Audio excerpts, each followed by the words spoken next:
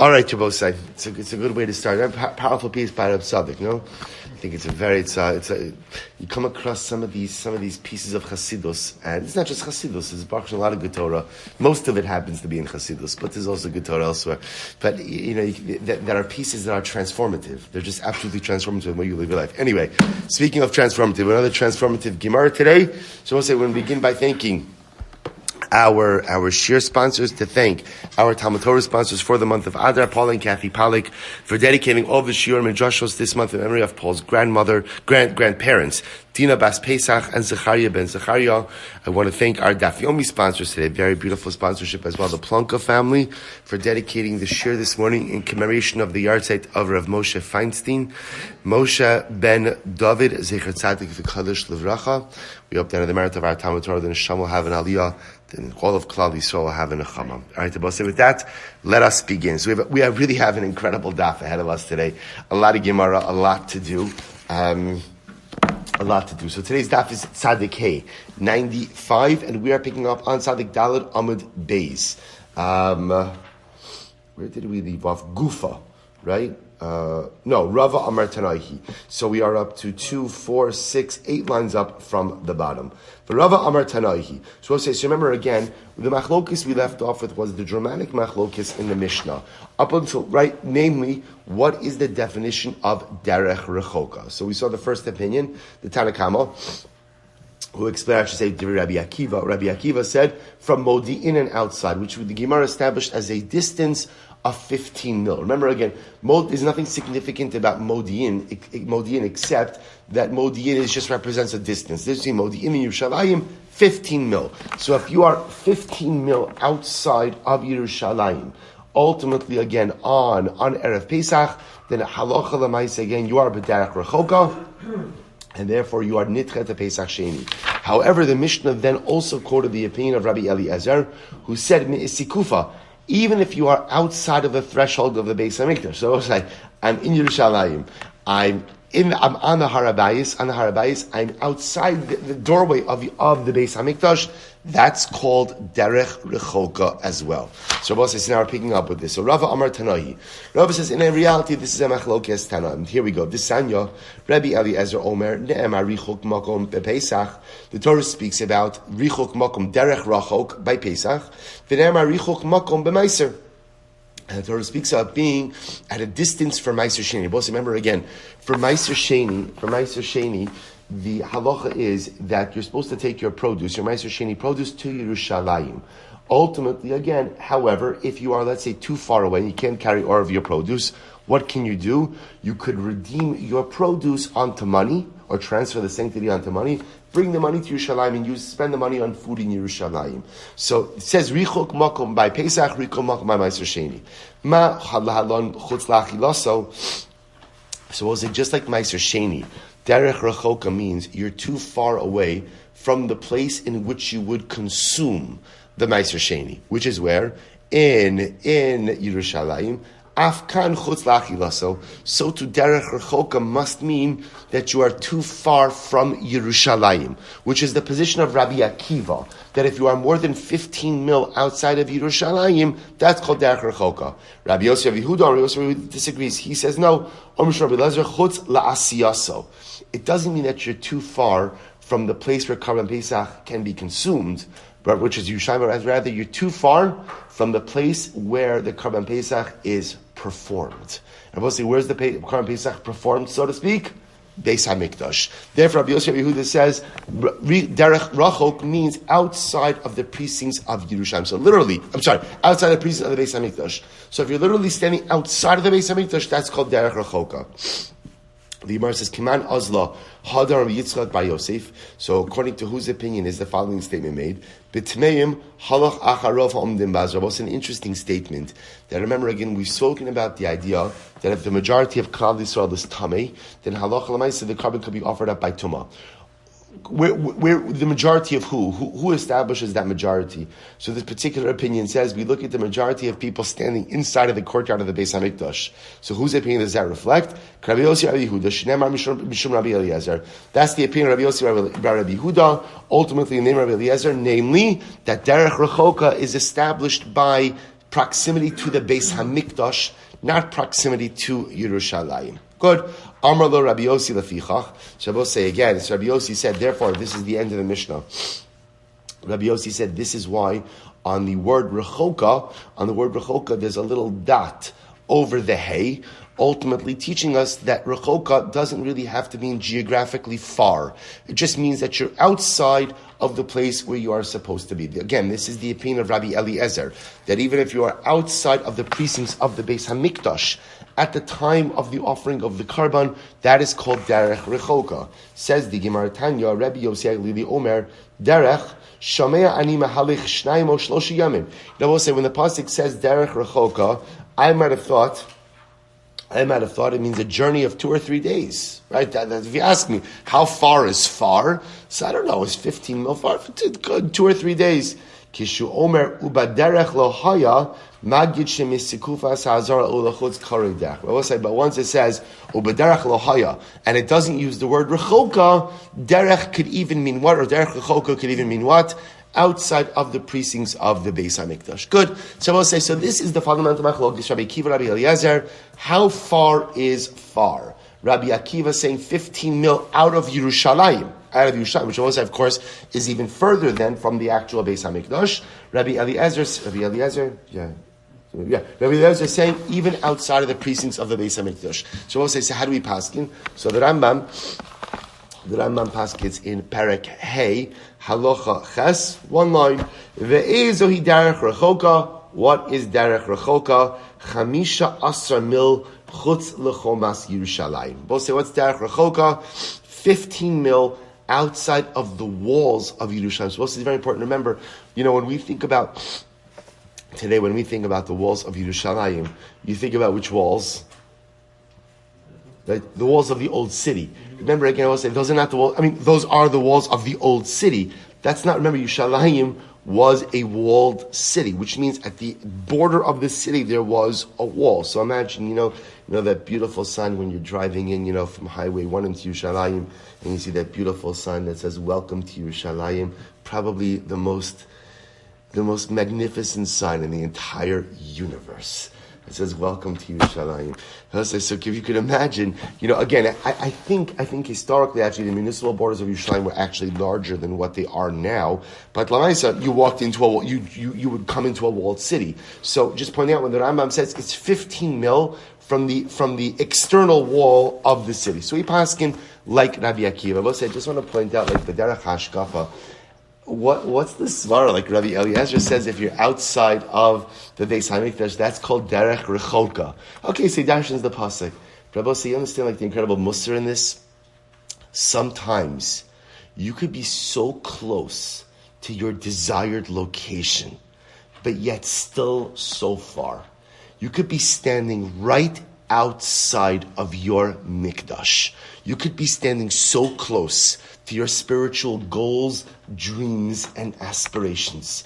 Yet for a variety of reasons, all you need to do is take one step. Right? This guy, Rabbi Eliezer, is describing. He's standing right outside of the Beis Hamikdash. You're right there. Just take a step forward.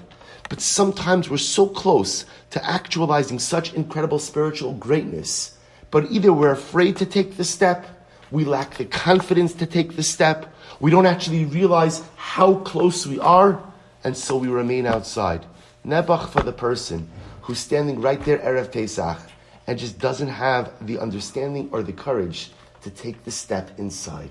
So many times in life, the things we really want are actually within reach, so much closer than we ever realize. We just have to open our eyes, be attentive, and find the courage to move ourselves forward. So we'll say, with that, the Mishnah goes on. We'll say, great sugya ahead of us now. Top of Tzadikeh. It's very exciting. Very exciting. Ma ben Pesach Rishon and Pesach Rishon. The Sheni. We'll say, what's the difference between Pesach Rishon and Pesach Sheni? Okay, so now, interestingly enough, we've gone through Pesach Rishon and Pesach Sheni. We've seen, right? We've been doing the entire sugya of Pesach Sheni up until now. So wherein lies the difference between Pesach Rishon and Pesach Sheni? So the Gemara says, here we go. Harishon asar ba'yira ba'yimatz, v'asheni chametz u'matzi mo'vayis. Well, it's very interesting. Pesach Rishon. So remember again, there's an Isur Chametz. Pesach Sheni, that does not apply. Very interesting, right? Can you imagine this? Like, essentially, you're off, which again, it makes sense because supposed to remember again, what is Pesach Sheni? Pesach Sheni is only what? Karban, right? This is very important. Pesach Sheni, it's not a second Yom Tov. Remember, Pesach Sheni is the makeup for the Karban. It's not the makeup for Yom Tov, right? I just want to be clear about this. I know you know this, but I'm just going to say it. It's not the pshat that the guy who is B'derech Rechoka doesn't observe Pesach. He's like, all right, let's, not going to make it to Yerushalayim, let's go for bagels.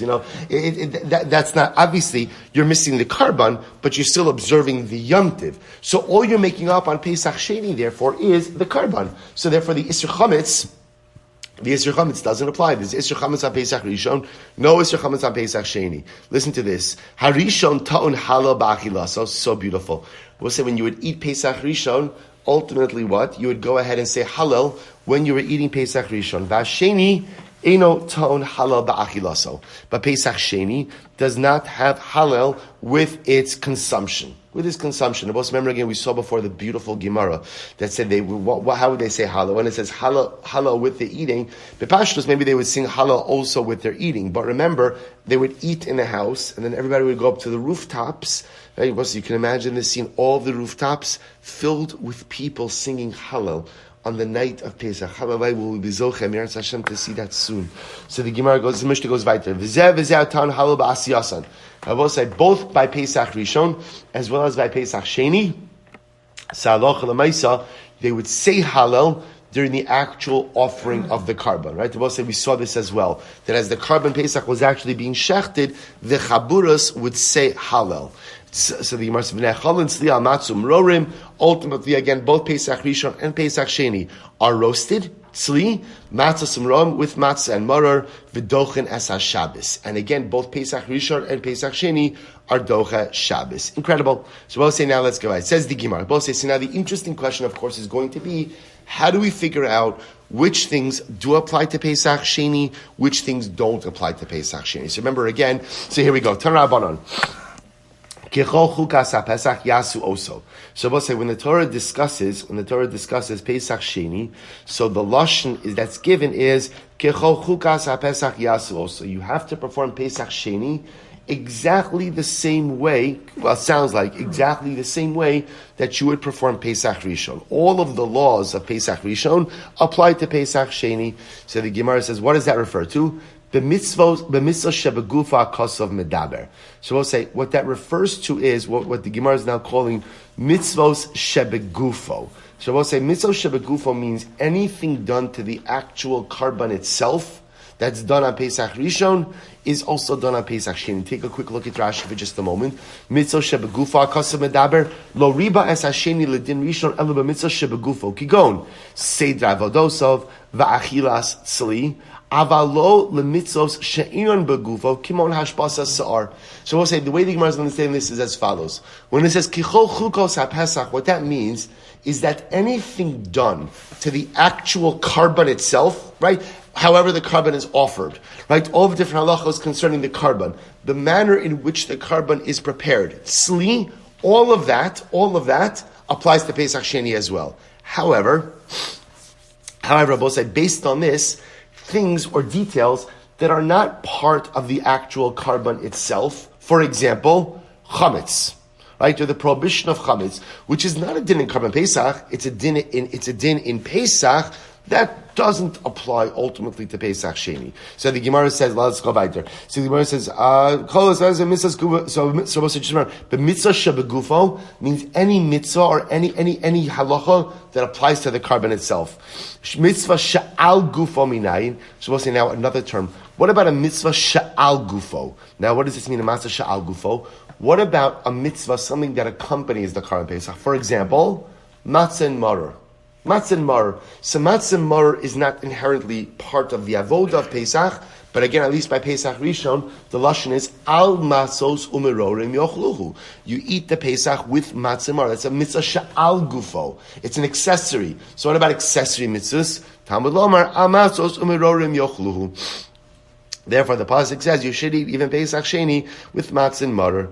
Yochal afilu mitzvos shelo al gufo. You might have thought, therefore, again, maybe so we'll say I'm including mitzvos shebegufo, which ultimately again means the carbon is prepared the same way.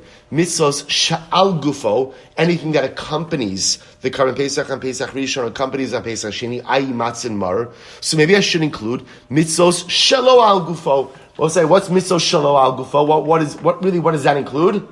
Chametz. So maybe I should include chametz as well. Talmud lomar ve'etzem lo yishberu bo. Therefore, we'll say the pasuk says again. This is by Pesach Sheni. You can't break a bone in Pesach Sheni. So why does the Torah say that? Mashviras ha'etzem yuchad mitzvah shebegufo. Just like the breaking of the bone is what we call a mitzvah shebegufo. It's a mitzvah. It's a detail in the carbon.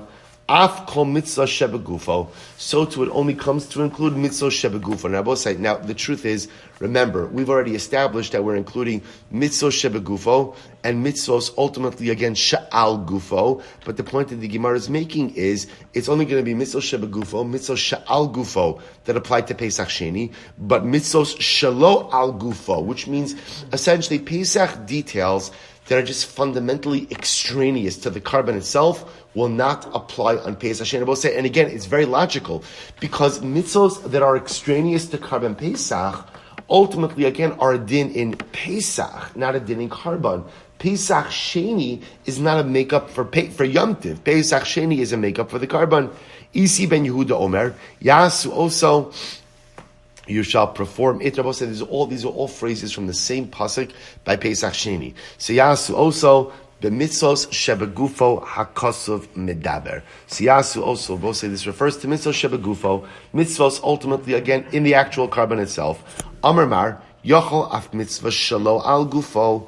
You might have thought that halacha lemaisa I should include mitzvah shelo al gufo, which I will say again refers to, let's say, chametz. So the Gemara says amrit b'mitzvah. I'm sorry. So amar yochol af mitzvah shelo al gufo ha amrit b'mitzvah shebigufo akasim medaber. But one second, we'll see. You just said before that the pasuk is coming to teach me that it's only b'mitzvah shebigufo that the pasuk is referring to. Hachikar. This is what it means to say hashta da amrit amatzos umerorim yochluhu. Almayasu also lav dafka. Shabbos says, interestingly enough, as follows. Now that we've established that Pesach Sheni does in fact have matzah and maror, so that tells me that yasu also is not meduyak. What does that mean? The yasu also, that phrase by itself, yasu also, if that would have been just by itself, I would have assumed that what does that mean? That Allah Chalamaysa, you just offer up the Karban Pesach. That's it. And I would say, any of the details that apply to Pesach, to the actual carbon itself, preparation of the carbon, right? How you offer up the carbon, manner of preparation, sli, that applies. But I would have thought that Yasu also tells me that anything else, even matzah doesn't apply. Now the pasuk says you also have to offer up matzah, you also have to eat that matzah samar yochlu. Alma Yasu also lav dafka. Therefore, we'll say the phrase Yasu also is not precise in limiting. So the Gemara says ha'ima. How the Gemara says, lav dafku, ema, havileke pratu klal. Therefore, I would say maybe the pasuk should be read as a prat and a klal. V'naase klal mosif al haprat. And therefore, perhaps the klal itself comes to add on to the prat. Va'afilu kol milinami. And maybe it comes to include everything.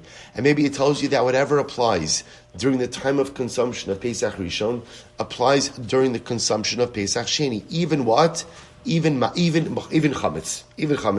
Kamashman Rabbi said that is not the case. Rabbi said, therefore, the way the Gemara ends up ultimately discussing this is as follows. What we'll call mitzvos shebigufo, anything that applies to the actual preparation of the carbon, same for Pesach Rishon and Pesach Sheni. Mitzvos sha'al gufo, we'll call accessories to the carbon, will apply to Pesach Sheni as well. Therefore, again, Pesach Sheni is also consumed with matzah and moror. The distinction between Pesach Rishon and Pesach Sheni is what we call mitzvos shelo al gufo. Anything that is fundamentally extraneous to the Pesach, which for our purposes refers to chametz. So the Isser Chametz will apply on Pesach Rishon, but the Isser Chametz will not apply on Pesach Sheni. So the Gemara goes weiter. Isi ben Yehuda, Hai etzem mai avidle. So we'll say, what does Isi ben Yehuda do with etzem? So the Gemara says, in other words, we'll say, what does he do with that Joshua that says he's not allowed to break a bone for Pesach Sheni? So mai avidle, mi by the le'echad etzem sheyish b'moach, ve'echad etzem she'im b'moach. So we'll say, Isi ben Yehuda uses it to learn that the prohibition of shiras etzem, of breaking a bone, is true whether it is a bone that has marrow or a bone that doesn't have marrow. V'Rabbanan hayasu oso my abdile. What do the Rabbanan do with the phrase of yasu oso? Mibayle she'in shochten es pesach al hayochid. Both say this is fascinating. So the Rabbanan understand the phrase yasu also means they, plural, will perform it. The Rabbanan use this to learn that halacha l'maisa, we prefer that you don't shecht the carbon pesach for an individual. Both say we discussed this sugi before. The halacha l'maisa, are you allowed to shech the carbon for an individual? The answer is yes. You can do it, but the Rabbanan feel it's highly unpreferable. And therefore, the kama de efshar la dure mahadjinon. The more you could go ahead and run after people, the more you could try to find people with whom to share your carbon pesach, that is definitely preferable. Once I take a look at Rashi, this is actually wild. Get ready for this. Rashi says over here, Shein shochten, pesach sheni al hayochid, shenitchalo lahachi kasav yasu lashon rabim. Shabbos says, so the Rabbanah understand over here that we don't want you doing pesach sheni alone. The truth is, it's a din in pesach rishon as well. It's very clear logic. The logic is that we don't want to create nosar unnecessarily. So by Pesach, but let's focus on Pesach Sheni. So by Pesach Sheni says Yasu also, which means we ideally don't want you offering up the carbon by yourself. And therefore, to whatever degree you could gather up a chabura, you should do so. So we'll say, look at Rashi. This is actually pretty wild. Rashi says, "Kama de efshar la dure." So the more you could go and find someone else to share in your carbon in your Pesach Sheni. So the "Kama de efshar la dure achar tamich chavero limnoso ima mahadrinan." So we'll say, so to whatever degree you could find the chaver who's also tamei at Pesach Rishon, and he could join you for Pesach Sheni, that is definitely preferable. Kigon, letame achar b'sheretz. So we'll say, this is actually pretty wild, because it sounds like what Rashi is saying is, even if you have to be metame your friend, right, in order that he could join you for Pesach Sheni, right, go, I say here, catch this, and it turns out that you threw him a dead sheretz, so now again, he's your buddy for Pesach Sheni. I mean, he might not be your buddy for too much longer, but Lamaisa, at least he's imanochi b'tzara by Pesach Sheni, ksiv also fine. So as I saw again, so therefore Chazal understand this, the Rabbanan understand this, Yasu also, to whatever degree possible, don't offer up a Pesach Sheni alone, but rather try to find other people who are Tameh as well. Tan Rabbanan. Kechol chukas ha-Pesach yasu also. The pasuk says, also by Pesach Sheni, that you should offer up Pesach Sheni, excuse me,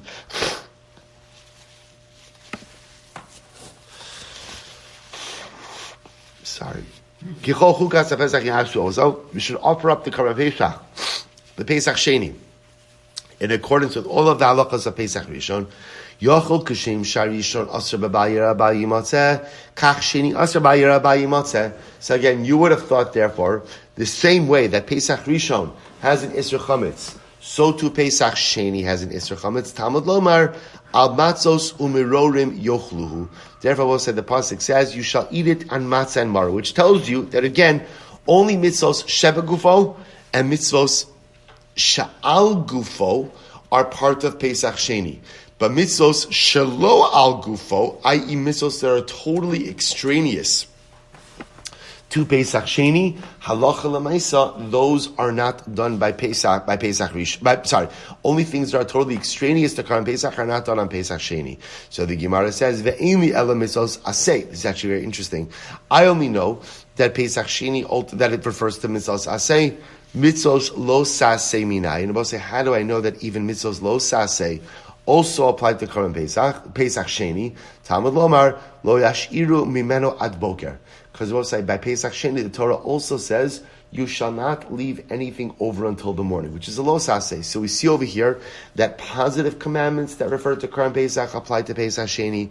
Prohibitions which apply to Pesach Rishon apply to Pesach Sheni. Ve'eni ela mitzvos aseh sheni tak la'aseh. But I only know that it applies. So we'll say what we call prohibitions that are remedied by a positive commandment. So what does this mean? I will say, for example, the Torah says you're not allowed to leave over anything until the morning. And then what does the Torah say? And whatever you leave over until the morning, ba'ish tisrofu. So this is called a lav hanitak la'aseh. So a lav hanitak la'aseh is a prohibition which could be remedied by the performance of a positive commandment. The paradigmatic example of that, I will say, is gzela. I steal something, that is a lav. But it's a lav hanitak la'aseh. Why v'heshev es hagizela? I can return the stolen item. So some lavin you could fix, so to speak, and others, you could always fix a lav. But some lavin have a positive commandment, a sister positive commandment to remedy it. So leaving over Karban Pesach, lo sirmenu ad boker, is a prohibition, but it's nitak la'aseh, because if you do leave over, there's a way to remedy that prohibition, i.e. you burn the nosar. So I only know that a lav hanitak la'aseh applies to Pesach Sheni. What about mitzvahs lo saseh garminayin? We'll say, what about if you have just a bona fide prohibition? A mitzvahs lo saseh with no corresponding aseh to remedy it. How do I know that applies to Pesach Sheni as well? Tamalomar ve'etzem lo yishperu bo. The pasuk says you shall not break a bone. So we'll say that's just a plain lav. So therefore, ma prat mufurash mitzvahs aseh. Velo saseh shenitak la'aseh, velo saseh gomer, avkol mitzvahs aseh, velo saseh shenitak la'aseh, velo saseh gomer. So we'll say, therefore, what comes out, fascinating limud. Therefore, essentially what the Gemara says is like this: any lo saseh, or I should say, any aseh positive commandment, any lo saseh anitak la'aseh, any prohibition that's remedied by a positive commandment, or any stam prohibition, any stam lo saseh that applies to Pesach Rishon, will apply to Pesach Sheni. That's the cloud that the Gemara is espousing. Incredible. So says the Gemara, Bichlale demasasumra, my kamarabi. So we'll say, so now, interestingly enough, we see the Torah goes out of its way to list certain specific items in the performance of Pesach Sheni. So we'll say, remember again, so on one hand, I'm learning certain principles, but yet the Torah also goes out of its way to list certain things specifically. So for example, the Torah tells me specifically that by Pesach Sheni, I have to eat it on matzah u'rorim. So when the Torah states that, what else is it coming to include? To which the Gemara answers, tzli eish. Is coming to include that the carbon has to be roasted. That essentially the same way that you have to consume Pesach Sheni, the same way you consume Pesach Rishon, i.e.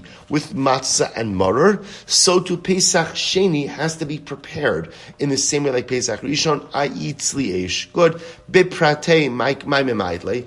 And I will say, by stating Amatz Rom Yochlu by Pesach Sheni, what is it coming to exclude? So the Gemara says, Memaidle hashbasa sa'ar. Is coming to exclude chametz, right? Or the need to get rid of your chametz. That only applies by Pesach Rishon, doesn't apply by Pesach Sheni. So why don't you, I don't say, why can't you just easily switch that around?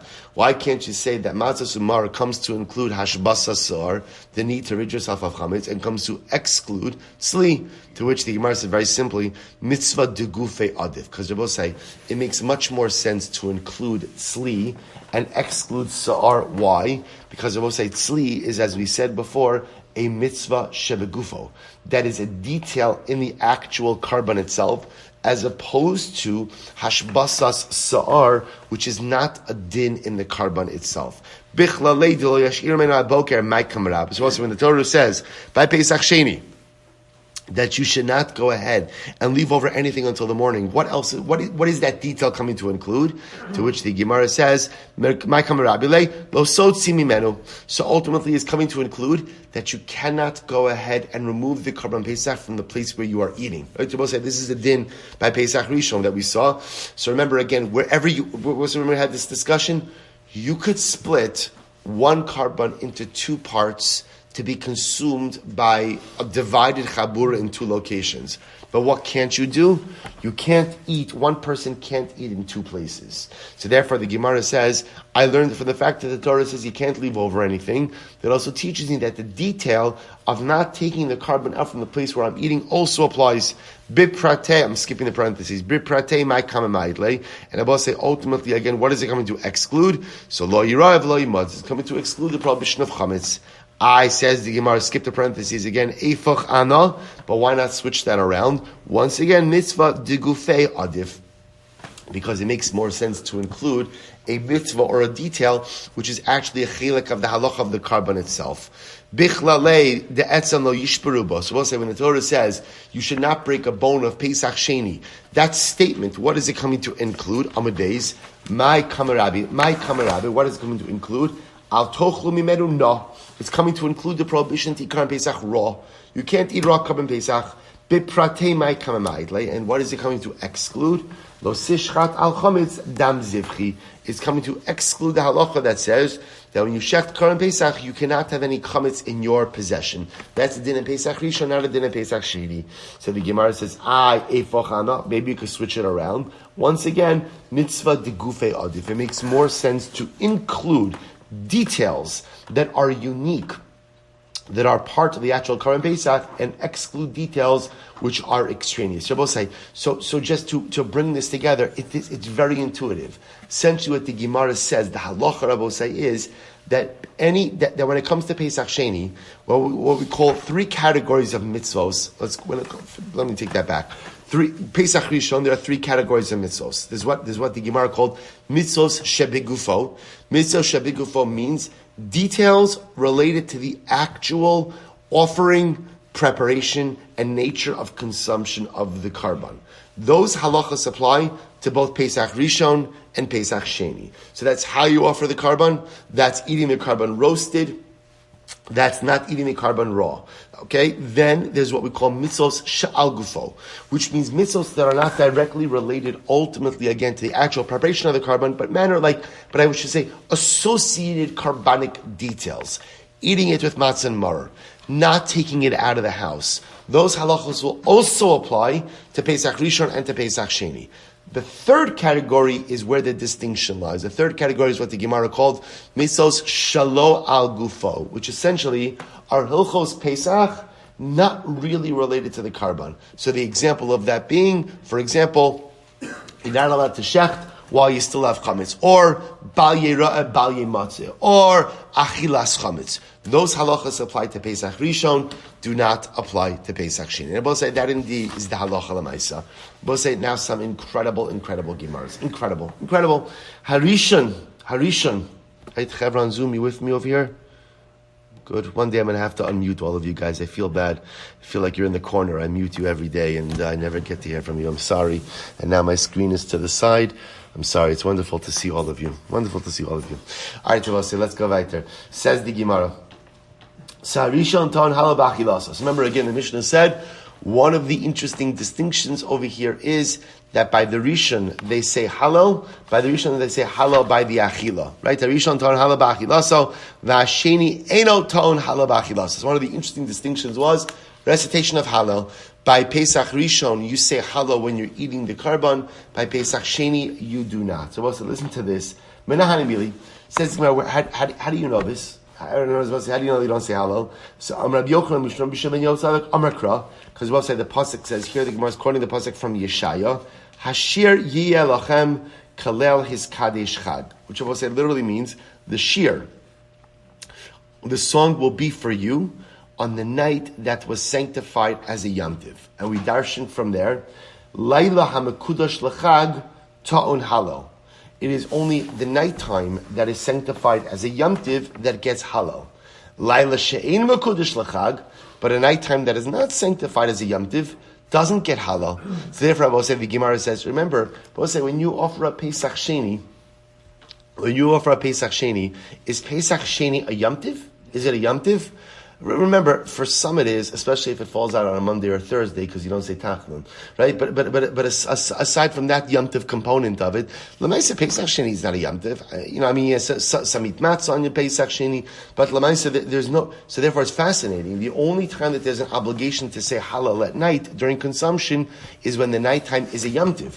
But Lamaisa, if the nighttime is not a yomtiv, there's no obligation to say halal. I'll tell you, I think there's also an incredibly profound embedded message in that. So look at these words. The Gemara says, Laila hamekudash lechag ta'on halal. I will say in general, Laila is a metaphor for difficulty and adversity. Right? That's lahagid baboker chastecha v'munoscha Baleilos. So Laila is always a metaphor for difficulty and adversity. So perhaps what Chazal are also saying is like this: Laila hamakudesh l'chag. If you have the ability somehow to take your adversity and to turn it into a Yom Tov, if you somehow find the strength to meet your challenges and to understand that your challenges in life are not there to hold you back, but your challenges sometimes can become the greatest catalyst for growth. That's a Laila hamikudash l'chag. When you turn your Laila into a Yom Tov, when you turn your challenges and adversity into a catalyst for growth, that's ta'un halal. That's ultimately, again, when you say halal in life. The greatest halal, Rabbi say, in life is when you grow from adversity. When you let adversity sideline you, that's tragic.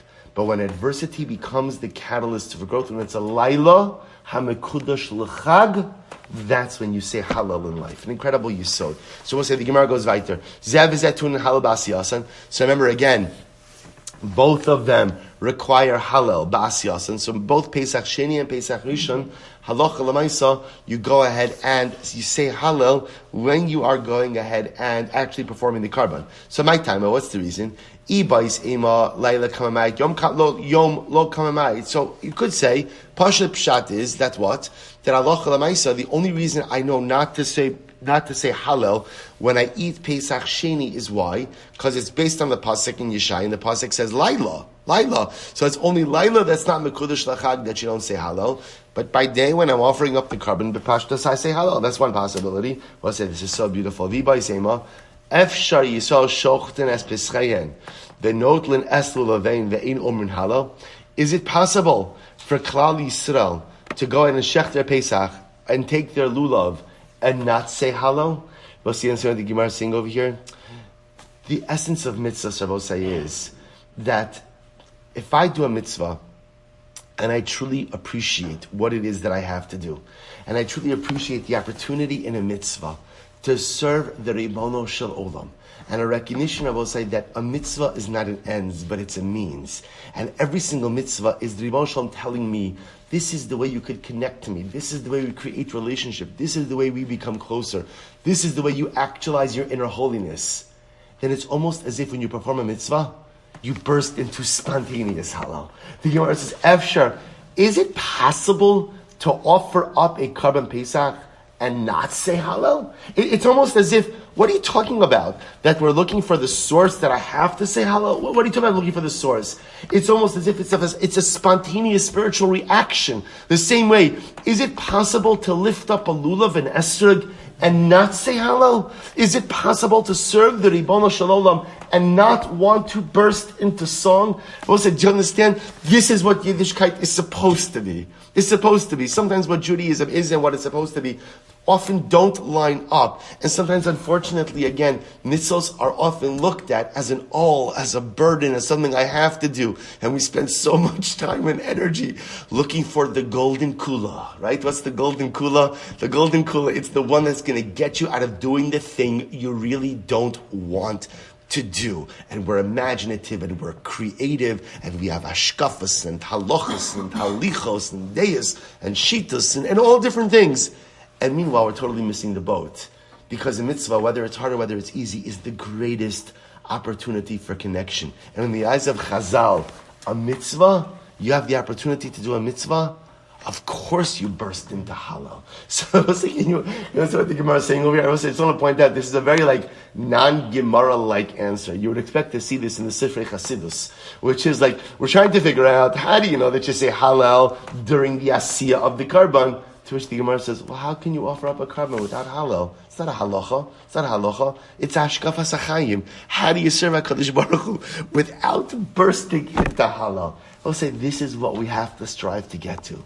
This is our goal. This is our goal. That our avodas Hashem should be so beautiful, should be so sweet, that every single thing I do should trigger a spontaneous halal. Not literally, not to say halal. Remember again, the Gemara says, you're not allowed to say halal every day, even if you want to, but to trigger some emotional spontaneity. It is such a privilege to serve. It is such a privilege to do. It is such a privilege to connect with the Rebbe Shalom. Such an incredible Gemara. Efshar yisol shochten es peschayen, v'notlin es ulavehen, ve'ein omrim halal. Is it possible to do a mitzvah and not want to burst into Hallel? Now, obviously, it's talking over here about episodic mitzvahs, right?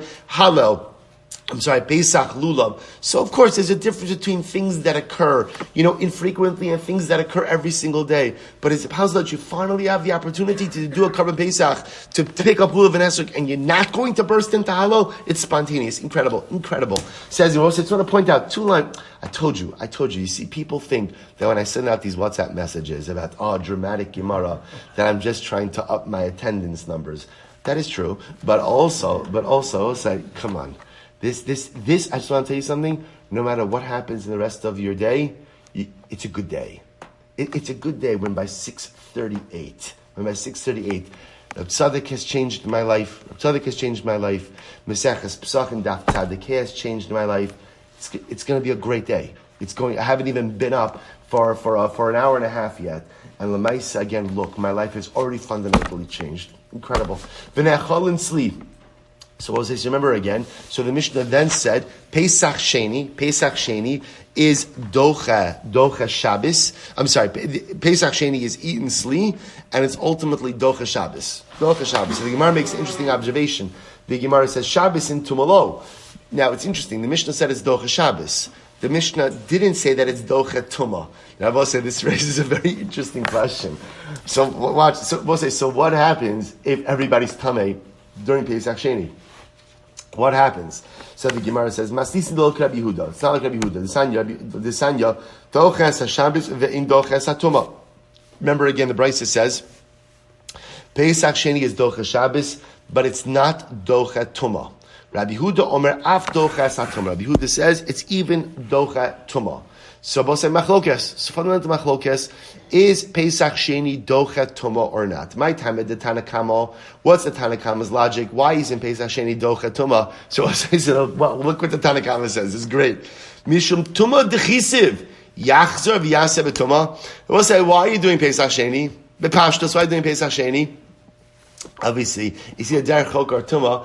But I would venture to say, again, I don't know this to be historically true, but it feels true. It's always good to say stuff that you say feels true, because you don't really have any responsibility for it. Right? It feels true that most times when people didn't offer up Pesach Rishon, it wasn't because of Derech Rechoka, because Derech Rechoka I feel is something that you could really plan for. But Bepashtos Tuma, so the Tanakama says, why are you doing Pesach Sheni? Because you became Tameh. So now we're going to let you do Pesach Sheni B'Tumah? That's totally counterintuitive. So the Gemara says, Tumah D'chisiv, Yachzer V'yaseh B'Tumah. The guy was Tameh Pesach Rishon, now we're going to let him do Pesach Sheni B'Tumah. Doesn't make sense. Rabbi Yehuda, Haftorah Chazra, Alav Las also B'Taira. Lo Zachsa Yaseh B'Tumah. Rabbi Yehuda says, look, obviously Pesach Sheni was there so that he could do it B'Taira. But if you can't do it B'Taira, then what? Do it B'Tumah. It's Docha Tumah. It's supposed to be Mechlogis Rabbi Yehuda and the Rabbanon, and Tanakama. So the Gemara says, Tana Rabbanon, Pesach Rishon doches haShabbos, Pesach Sheni doches haShabbos. So the Brisa says, Pesach Rishon is doches Shabbos, Pesach Sheni is also doches Shabbos. Pesach Rishon doches haTuma, Pesach Sheni doches haTuma. So too, Pesach Rishon is doches Tuma, Pesach Sheni is also doches Tuma. Pesach Rishon ta'on lina, Pesach Sheni ta'on lina. Pesach Rishon, you have to stay in Yerushalayim that night. Rabbi say, right? You can't eat your Karban Pesach and go home that night. You must stay in Yerushalayim overnight until the next morning. So to Pesach Sheni, Ta'on Lina. Pesach Sheni also requires staying over in Yerushalayim overnight. So the Gemara says, Docha Zadoma, Pesach Sheni is Docha Tuma. Kiman, Rabbi Yehuda. That's the sheet of Rabbi Yehuda. Rabbi Yehuda told Lina, Rabbi said, according to Rabbi Yehuda, does Pesach Sheni require Lina? Do you have to stay over in Yerushalayim that night of Pesach Sheni? So Rabbi Yehuda Omer, Minay le Pesach Sheni Shein told Lina. Yet Rabbi Yehuda said, how do we know that Pesach Sheni doesn't require Lina? Shenemar upanisa baboker v'alachtu alecha. The pasuk says in the morning, you shall go back to your tent. Going back to your tent, Rabbi say means going back home, wherever home is. Uksiv sheishes yamim toch amasos. So yet the pasuk right afterwards says, and for 6 days you shall eat matzah, and we darshan from there, Haneach l'shisha ta'on lina. If you eat matzah for 6 more days, because remember again, you're already in your time for the first day, that Yom Tov, which requires consumption of matzah for 6 days, requires lina on the first night. She'in ne'ach l'shisha, in ta'on lina, and whoever doesn't require consumption of matzah for the remaining 6 days of Yom Tov doesn't require lina, which would seem to indicate that halacha l'maaseh there is no din of lina on Pesach Sheni, to which the Gemara says, Shrei Tanoi va'aliba de Rabbi Yehuda. There are two different Tanoim according to Rabbi Yehuda. And I both say, so again, just to mention this very quickly, so the Rambam in Perek Yud, Halacha Tes Vav, writes as follows. Perek Yud, Halacha Tes Vav, just by Dochet Tumah, says, so the Gemara goes through this whole list. The Gemara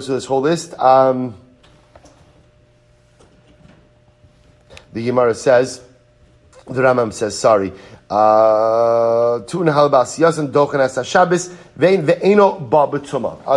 maybe we'll go through this a different time.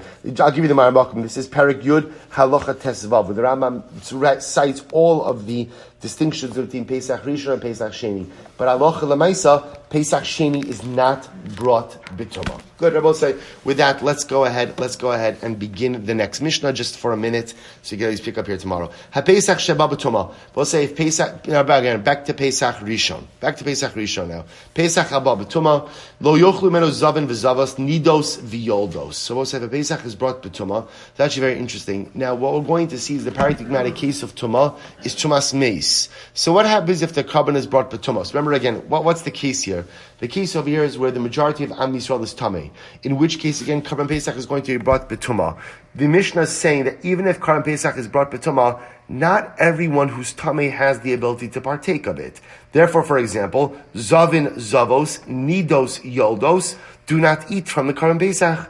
V'machlu, but if they did eat from the Karban Pesach, Termi karis. There's no chi of karis. In other words, you're not allowed to eat from the Pesach, but halacha l'maisa, there's no liability. Rabbi Eliezer poter af al biyas hamikdash. Rabbi Eliezer says you're even poter from coming to the Beis Hamikdash in a state of tumah when the carbon is offered up in a state of tumah. Says the Gemara Tan Rabbanon zavin v'zavos nidos v'yoldos she'achlu b'Pesach sheba b'tumah.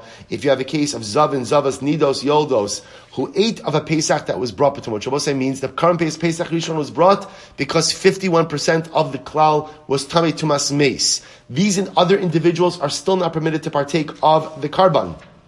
But if they did so, ultimately again, Yachol Yuchayav, and you might have thought that they would be Chayav Tamad Lomar, V'choltar Yochal Basra V'anefresh Shatocha Basra V'zevach Hashem Shar Hashem V'tum Asra Lav V'nichrasa. When is there kares for consumption of a karban by a tamei individual? Nachal L'Tahorim Tachayavan Alav Mishum Tamei.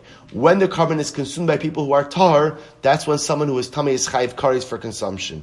V'she'eno ne'achal l'tahorin ein tamein chayavan alav mishum tamei. But when the carbon is not being consumed by those who are tahar, when the carbon is being consumed by those who are tamei, others who are tamei who consume it will not be chayiv. So we'll stop over here. We'll pick up in Mirat Hashem with. I'm sorry, we went through that quickly. We'll pick up with this discussion in Mirat Hashem tomorrow. Shkoyach.